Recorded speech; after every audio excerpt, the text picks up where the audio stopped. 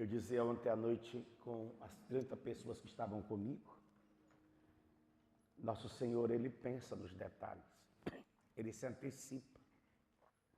Não foi eu que escolhi esse salmo, é a liturgia que escolheu para nós este salmo. E a palavra, quando ela é proclamada dentro da Eucaristia, ela é atualizada.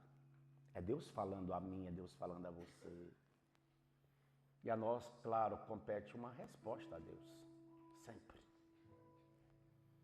Mas a primeira consciência que eu queria que vocês trouxessem, vocês que estão aqui, depois alguns acompanharão, estão acompanhando pelas mídias sociais, estão modernas, graças a Deus. Eu acho que isso precisa estar impregnado dentro de nós, porque eu me incluo. A liderança, o líder, mais do que uma escolha sua, é uma escolha de Deus. Por mais que seja difícil às vezes a gente compreender, mas foi Ele que me chamou, Ele que me elegeu para estar com Ele. Um convite.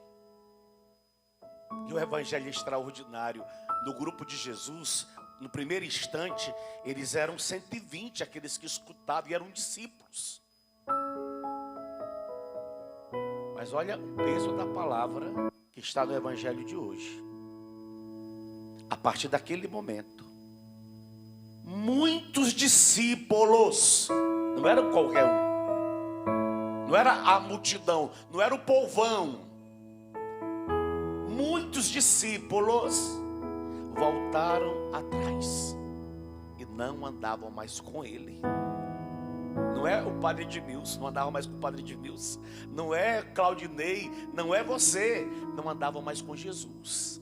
Olha que loucura. Descartaram Jesus, não quiseram mais segui-lo. É loucura. Nós estamos falando de liderança, nós seres humanos, pecadores, limitados, frágeis, miseráveis.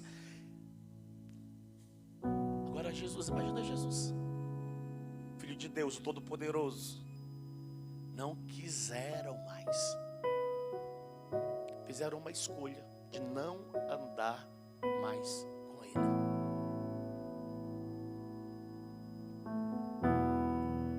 Jesus vendo a dispersão, a diáspora. Imagina Ele, Jesus, um por um caindo fora. 120, de repente, nós estamos aqui em 200. 120 cai fora daqui. E ficamos só um grupinho reduzido. Jesus, diante do grupinho reduzido, Ele olha e pergunta: e vocês também não querem cair fora? Não querem ir embora? Não querem dar no pé? Não querem voltar atrás? E aí, Pedro, como sempre: a quem iremos, Senhor? A quem iremos? Já prepara essa música aí. A quem iremos? Só tu tens palavra. Porque esses 12 reconheceram o que Jesus fez com eles. É preciso reconhecer o que Jesus fez com você, filho. Eu, graças a Deus, os únicos que eu escolhi foi Léo, Du e Cíntia, que eu chamei. Depois os outros foram vindo, foram chegando. Mas que eu chamei, eu, padre, fiz o apelo, foram os 3, inicialmente falando. E a resposta livre deles foi o grande sinal que a escolha estava além do padre. E até dizia ontem à noite, quando eu escolhi os 3, na primeira reunião éramos 4, porque estava a irmã da Cíntia. Mas ela não ficou, não porque ela não quis ficar. Desde o princípio ela amou, ela se apaixonou, mas era casada, mãe de filhos. Então naquele momento ela não se viu na condição, mas ela estava lá na origem. Mas os que ficaram foram os 3. Depois outros foram vindo, mas os 3 perseveraram ali, nesse princípio. É bom que vocês entendam isso, que eu acho que se isso cai no vosso coração, é uma graça, é vontade do Senhor, é vontade dele, é onde você está. Não fui eu, foi ele. Não fostes vós que me escolhestes, fui eu que vos escolhi. Eu que vos escolhi. Só que para que ele me escolheu? Para que ele te escolheu? Para que nós, eu e você, possamos dar frutos. E dentro do jovem sarado, quais são os frutos que nós damos a ele? As almas. Já imaginou uma liderança estéril? É como aquela figueira que nosso Senhor passa, não vê fruto nenhum. Ele até quer comer e é fora do tempo. Olha que loucura. Mas Senhor, não é tempo. Nosso Senhor quer exigir que até mesmo fora do tempo demos fruto. Ele quer contemplar os nossos frutos. Por isso que eu dizia ontem à noite e repito hoje: não somos nós que tiramos a liderança, o líder. É o próprio Senhor que vai criar uma circunstância tal que vai arrancar e vai colocar outro no lugar. Não está produzindo, não está gerando frutos.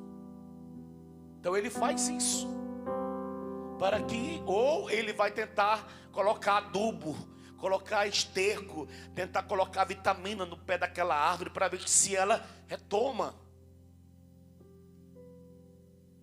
e ela volte a ser bela de novo e a produzir frutos maravilhosos de novo. Mas diante de uma insistência de Deus, ele vai chegar uma hora que ele vai dizer: corta e deixa secar e queima. Por quê? Além de tudo mais, está ainda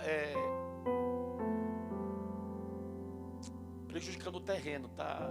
Tem um texto da palavrinha bíblica que é mais interessante, que está lá no terreno, ocupando espaço.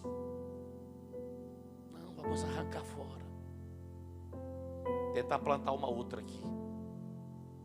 Eu já disse a vocês, eu estou com lideranças aqui. Eu, padre, desses 15 anos, nunca tive medo, por exemplo, e nem dor no coração de ficar sofrendo, me martirizando, porque a missão A, a missão B acabou. Se acabou é porque não estava produzindo. Porque se a missão está produzindo, ninguém vai destruí-la, porque ela é de Deus. Mas se não está produzindo, é bíblico. O próprio Senhor amaldiçoa. O próprio Senhor, quando passa, no dia seguinte os discípulos olham, falam: Senhor, olha a situação da figueira que o Senhor amaldiçoou ontem. Destruída, acabada. Porque ele não estava produzindo o que ele queria que a figueira produzisse. O que é para nós a figueira? Sou eu e você, a liderança. Não vou colocar peso de consciência em cima de você, mas eu preciso falar.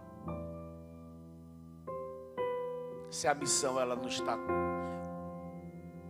abundantemente florindo, não é culpa dos servos. Porque quem é o líder? É um coordenador, um animador, um motivador, um incentivador, um provocador. É o que está puxando, ele fica puxando o tempo todo. Mais do que ficar dando ordens, ele é o motivador. Alguém que o tempo todo fica: vamos, vamos, vamos. Ontem eu escutava essa frasezinha. Não. O líder falando, né, de uma das missões do planeta Terra. Não. A gente não vai fazer Maranatá não, porque Maranatá dá muito trabalho. Meu Deus. Se Maranatá dá trabalho, as almas que estão dificultando, né? Porque o Maranatá, a única coisa que a gente quer no Maranatá é conquistar almas. E para nós é o poço, é o lugar onde elas chegam e ali elas experimentam, porque você, em grande maioria, é fruto disso. Como é que eu vou negar isso agora? A graça que fez bem para mim não faz bem para os outros. Que me tirou daquela condição não vai tirar outros. Dá trabalho. Se não desse trabalho seria maravilhoso, né? O Maranatá, que não existe nenhum probleminha no planeta Terra. Eu queria que você passasse a receita. Padre, o nosso é 100% eficaz. Então passa para nós aqui, porque o negócio é punk. Eu nunca vi o Maranatá que não desse, que nós não tivéssemos problemas para realizá-lo. Porque a nossa luta não é contra o homem de carne e osso. A nossa luta é contra diabos, demônios, infernais, que vai tentar de todas as formas prejudicar para que ele não aconteça. Vai jogar servo contra servo, é brigaiada, é confusão. Todo mundo chega com a cara ruim no Maranatá, porque o fulano não... É uma confusão. Mas graças a Deus, no final, sempre Jesus vence. Graças a Deus ele vence, porque se não vencesse, sairíamos todo mundo para o confessionário para se reconciliar com Deus e com os outros. Porque faz parte do contexto, a nossa é briga. Se a gente perde essas visões, a gente perde tudo. E o líder, olha, escute o padre, é o primeiro que tem que ter essa visão espiritual. O líder não pode ser o provocador, o que vai complicar mais ainda o negócio. Não, o caldo já está grosso. O que faz o líder? Ele vai tentar conciliar as coisas. Não é assim. A gente lá nas origens, éramos novinhos, acho que tínhamos 2 anos. Vamos fazer o Maranatá. Vou falar o nome aqui para vocês saberem quem eram as peças raras. Deu uma hora, uma confusão. Quem estava lá comigo, acho que não tem ninguém aqui que estava lá naquele pátio da igreja do Líbano, que fica a lanchonete da Canção Nova. A nossa reunião foi feita ali. Chegou uma hora que eu achei que o Léo e o Daniel da parada iam nos tapas. E eu só ouvindo aquela confusão toda. Por causa de Maranatá. Eu falei, filhos, agora quem fala aqui sou eu. E me posicionei. Baixaram as bolas, os dois. Porque se eu deixasse, eles iam no tapa. O negócio aqui está fervendo. Estou falando de algo das origens, lá dos inícios. E olha, esse Maranatá foi tão extraordinário na nossa vida, que até multiplicação de salsicha Jesus fez. Quem estava lá viu que nosso Senhor multiplicou. Não era suficiente a salsicha para aquela quantidade de retirantes e de servo. Não era. E foi salsicha, a salsicha não acabava. Eu nunca esqueci disso, porque a nossa guerra não é contra Léo e Daniel, não é contra padre e você, não é contra você e padre, não é contra você e Claudinei, fulano, Beltrano. A nossa luta vai além de nós mesmos. E a liderança precisa ter essa consciência. Eu estou repetindo, filho, se eles abandonaram Jesus, imagina nós. Imagina nós. Quem que a gente vai conseguir segurar se não for vontade de Deus? Que diferencial que você tem que estar acima de Jesus, que vai aprisionar a pessoa? Não, a nós cabe cuidar. Agora, se as pessoas chegam às suas decisões, a gente vai fazer o quê? Se Jesus não foi capaz de segurar esses que foram embora, e eram, repito, discípulos. Vocês não vão. Ele viu todo mundo embora. A pergunta que ele fez no final, e vocês também não querem não, porque ficou tão pouco. Quase ninguém. E aí Pedro dá essa resposta maravilhosa. E é com esses 12 que vai chegar a igreja onde chegou. É com esses 12, aliás, 11. Porque o Judas cai fora também no final depois, né? É mais um que também dá uma bola fora. E olha, Judas é pior do que os discípulos. Porque Judas estava depois, continua no grupo e continua a ver coisas extraordinárias, coisas maravilhosas, coisas incríveis. E ainda dá o bola fora. Jesus sabia desde o início quem eram os que não tinham fé. E também entre eles, quem havia de entregar. Desde o início, São João está afirmando. Ele sabia quem eram os que não tinham fé, que iam cair fora, que não ia dar conta da missão, dar conta do recado, que ia voltar atrás, que ia colocar tantas dificuldades, tantos empecilhos para as coisas acontecer, que ia ser negativista o tempo todo, só negativismo, não vai dar certo, não é impossível, não tem dinheiro, não tem comida, não tem... Ele sabia quem eram os que não ia ter fé. Olha, filhos, eu quero outra palavra, Maranatá para nós é mistério de fé. A gente que entra nessas realidades de Maranatá tem que ir entrando no mistério de fé. Porque às vezes a gente vai com a cara e a coragem. A gente tem mais dívida do que finanças, dinheiro no caixa. Mas nós não podemos parar. E é aí que Deus faz acontecer os milagres. E muitos de vocês que estão aqui, ó, só os que já contemplaram milagres, esses anos de jovens sarados que você está preso, só os que contemplaram já milagres, coisas assim. Milagre que eu estou falando assim, essas situações que Deus acabou surpreendendo no final e vencendo. Só vocês, os líderes que contemplaram. Só vocês, aplaudam ele para você ver isso. Quase que 100%. Todos nós contemplamos. É uma atenção que nós precisamos ter. Resumidamente, quero voltar à primeira leitura. Diante deste fato de Pedro, tanto para com Enéas, para com Tabita, duas vidas ali. Enéas, a Bíblia descreve direitinho. Pedro percorria todos os lugares e visitou também os fiéis que moravam em Lida. Encontrou aí um homem chamado Enéas, que estava paralítico. Ele não era paralítico, ele estava paralítico. Alguma coisa aconteceu e há 8 anos jazia numa cama.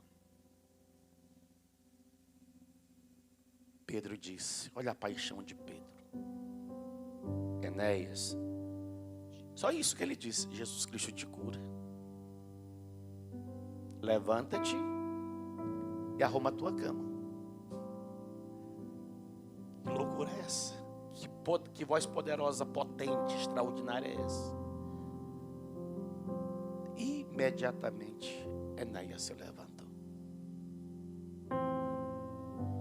Em Jope, e eu já estive nessa casa onde Pedro realizou também esse outro milagre, havia uma discípula chamada Tabita, nome que quer dizer gazela. Eram muitas obras boas que fazia, as esmolas que dava.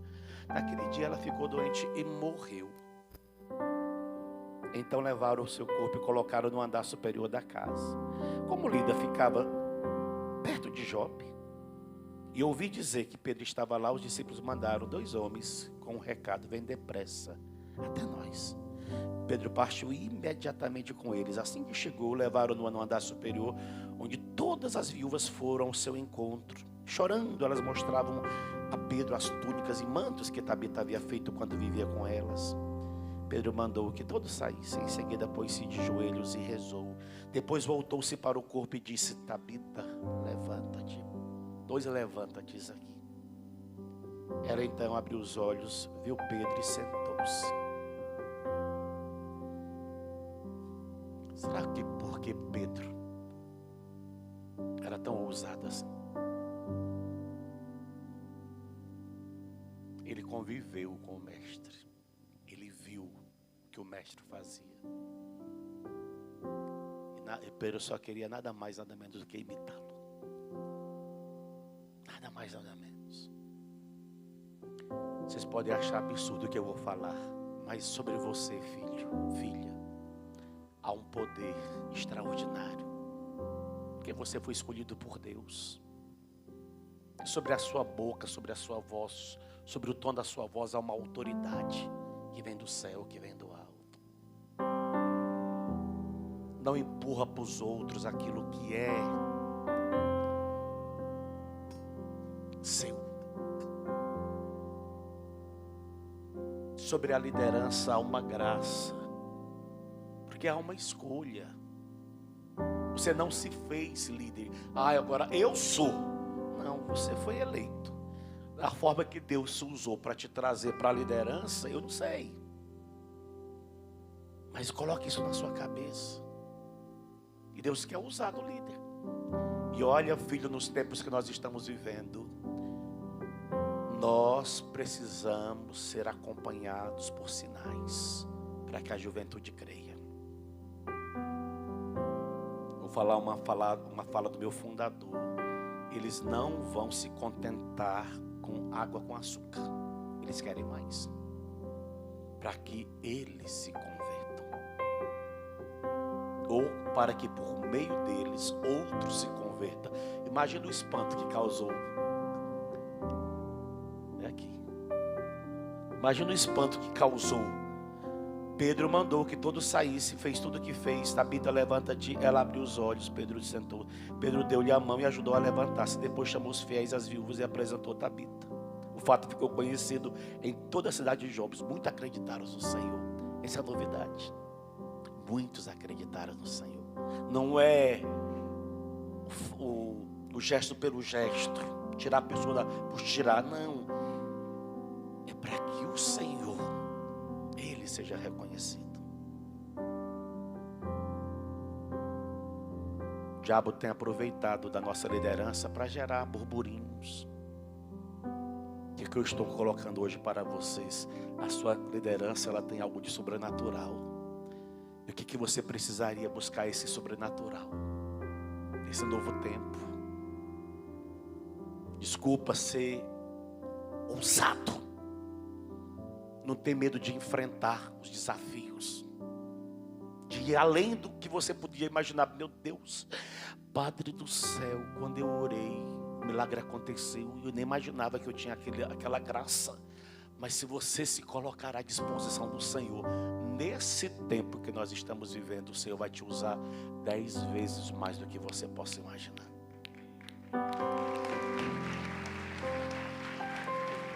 A nossa liderança precisa ser retomada a partir disso. Desculpa, filho, filha, conselhinho não salva ninguém. Porque se salvasse, os psicólogos estariam aí nadando. Eles ajudam. Eles auxiliam, eles mostram um caminho. Mas o fundador da Canção Nova, da qual vocês são filhos também, ele sempre foi muito ousado em tudo. Ousado. E Deus, Ele quer fazer coisas extraordinárias por meio de você. Eu fui a Natal, segunda-feira agora. Quando terminou, estava os jovens sarados assim, perto do Santíssimo lá, aí querendo, o povo quer me abraçar, aquelas coisas todas que acontecem, né? E um fala daqui, outro fala de lá. E padre, esse meninão aqui, ó, vai ser servo no final do ano. Eu falei, meu filho, dei um abraço nele, filho, vem cá, filho. É bem maluco, um abraço bem maluco. Peguei ele assim, apertei e fiz assim. Ele fez esse. Aí eu falei assim para ele, sentiu? Aí ele disse, mandou o áudio para mim, tá aqui, ó. Padre, eu era surdo daquele ouvido. O senhor pode ter achado que eu sentia a dor, mas eu voltei a escutar. O senhor achou que eu sentiu quando eu respondi, senti, mas é porque ele voltou a audição dele. Eu falei, Jesus, o senhor é meio louco. Eu fiquei impressionado, ali naquele muvuca de gente perto do Santíssimo assim. Um fala, outro fala, e aquela coisa toda. Eu nem sabia que ele estava formando o ouvido na audição. Mas nosso Senhor queria ir além.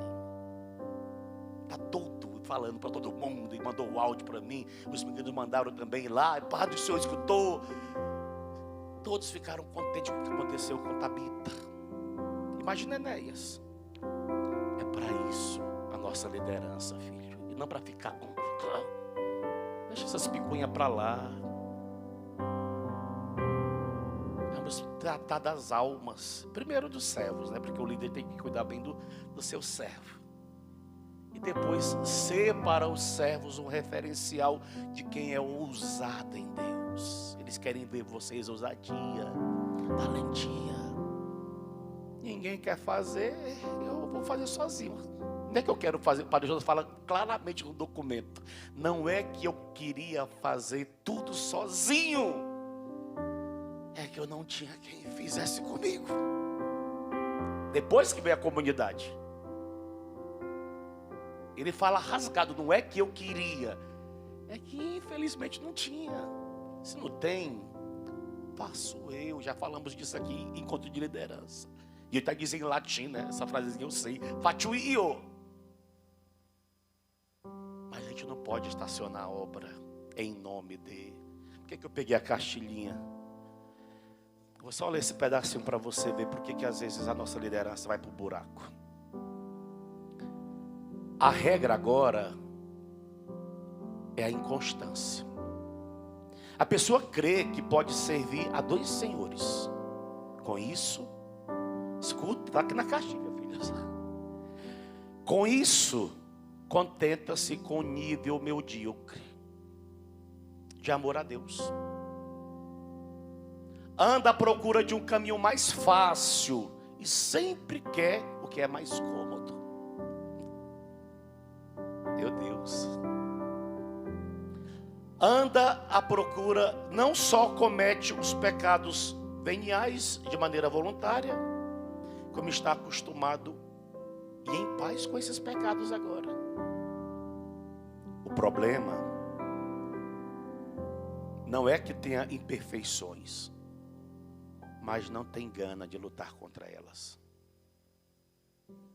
Na oração e na vida prática, busca distrações voluntárias, ao invés de combatê-las. Assim, cai na rotina, no tédio, no aborrecimento. Perde a esperança e sua imaginação descontrolada leva a preguiça mental para as coisas sobrenaturais. Já não tem mais a visão sobrenatural, preguiça. E olha, esse parágrafo está dentro da nossa vida de oração. Foi quando nós voltamos a tratar nessa cartilha nova sobre a tibieza. É a consequência. Por que que Pedro era ousado? Porque agora Pedro tenta imitar nosso Senhor Jesus Cristo em tudo.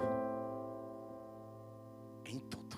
A primeira coisa que ele vai tentar imitar nosso Senhor Jesus Cristo é naquele fato que ele vai indo para o templo, que ele está subindo para o templo às 9 horas da manhã, porque Jesus frequentava a sinagoga, ele também agora frequenta a sinagoga, porque nosso Senhor instruiu eles a essa amizade com Deus. Encontra aquele paralítico. Ouro e prata não tenho, mas o que eu tenho eu te dou. Em nome de Jesus Cristo, levanta e anda. E o cara começa a pular, a correr dentro do templo. Imagina a loucura que foi aquilo ali. Entende? Essa é a nossa liderança. Eu estou te chamando, filho, filha, para uma liderança nova, chamada liderança sobrenatural. Além do natural. Além do natural. Você não está tratando de coisinhas. Nós estamos brigando com forças maiores do que nós imaginamos. Quando o nosso Senhor coloca no Maranatá um drogado, uma prostituta, um menino que está vivendo a prática da homossexualidade, é porque nosso Senhor está confiando a nós aquelas almas. E é só pelo sobrenatural que vamos conseguir salvá-las. Por que que a gente é tentado ao extremo antes? Porque o diabo não quer que aquele Maranatá aconteça, porque ele sabe que se a gente for pelo sobrenatural, a gente vai arrancar aquela alma das mãos dele. Como arrancou você. Se aplauda porque ele arrancou você um dia.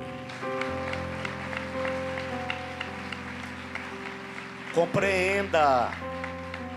Para mim o mais importante do Maranatá é a preparação que antecede. É vigília de oração, é seco de Jericó, é terço, é missa, é oferecimento. Por quê? Porque nós vamos para um campo de guerra. É briga. A gente fica todo animadinho, pula, dança, tudo isso acontece. Mas o que está no sobrenatural a gente nem imagina. Por quê?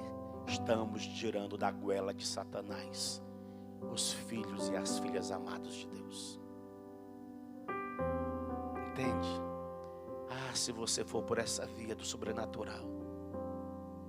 E a cartilha, ela vai usar essas expressões de quando em quando, chamando o padre e chamando você para esta via do sobrenatural, para esta atenção que eu e você precisamos ter. Qual o antídoto da tibieza para um jovem sarado? Olha aqui. É a luta cotidiana para fazer bem e com fidelidade. Escuta, líder, o que ele se comprometeu a fazer com Deus. Sobretudo na vida de oração. Meu Jesus, por que a gente capenga? Eu vou repetir. Qual o antídoto da tibieza para um jovem sarado, para um líder sarado? É a luta cotidiana, hoje, amanhã, depois de amanhã, para fazer bem E aí tem uma outra palavra na frente, com fidelidade. O que ele se comprometeu a fazer com Deus, sobretudo na vida de oração. Filho, é só olharmos para nós e a gente tentar identificar como nós líderes estamos. O que nós estamos vivenciando é o que a missão vai estar vivenciando. É uma consequência natural. Se a cabeça sofre, o corpo padece. A gente está nessa luta do fazer, do não fazer e do ser. Mas o ser é isso aqui, ó. É ter uma vida de comunhão, de intimidade. Perguntinhas práticas. Não precisa sacudir a cabeça, não precisa fazer nenhum gesto. Se eu fosse perguntar para você individualmente, filho, filha, como é que está a sua vida de Eucaristia, de palavra de Deus, de terço, de jejum e de confissão? Como é que está você que é líder? Como é que está essas 5 pedrinhas na sua vida? A sua resposta, para mim, ela seria um termômetro da sua missão.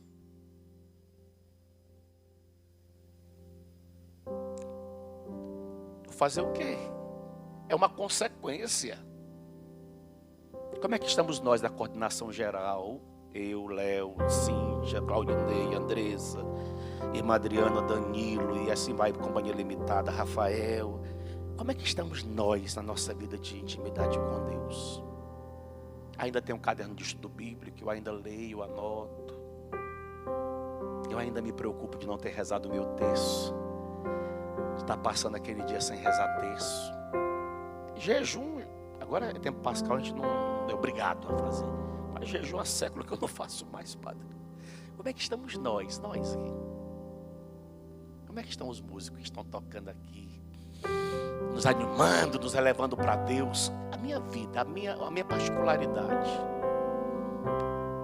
Como é que eu tenho subido para o meu andar de cima? Para ficar com Ele.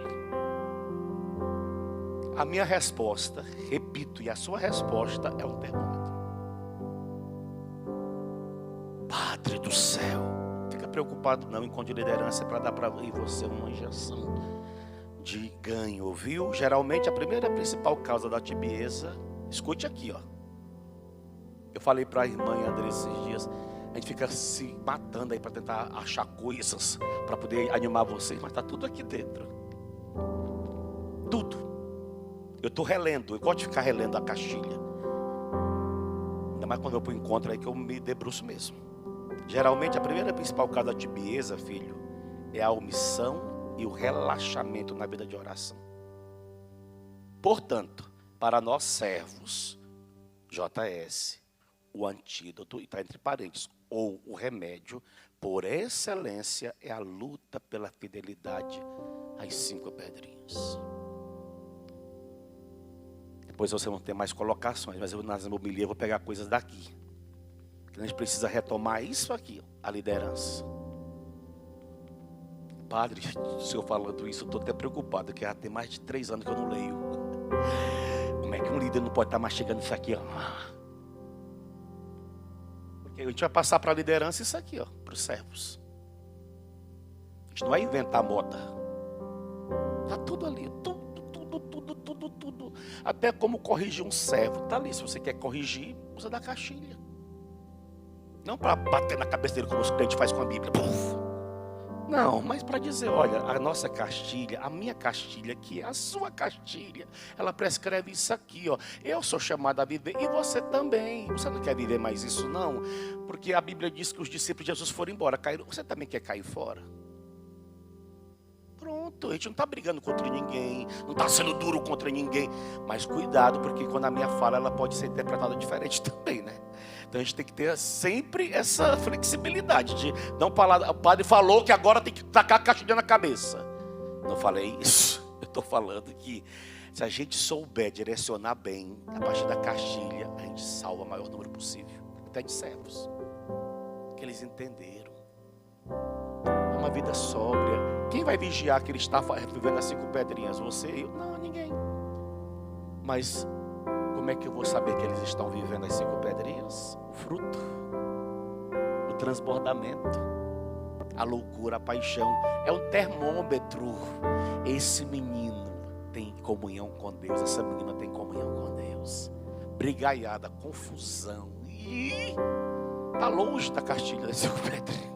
Por quê? Não está se alimentando. E aí, sem se alimentar, as consequências são desastrosas. Fica de pé, para onde eu irei? Se só tu tens palavras de vida. Eu gosto, esses extras do Padre Edmilson. Pega na mão do seu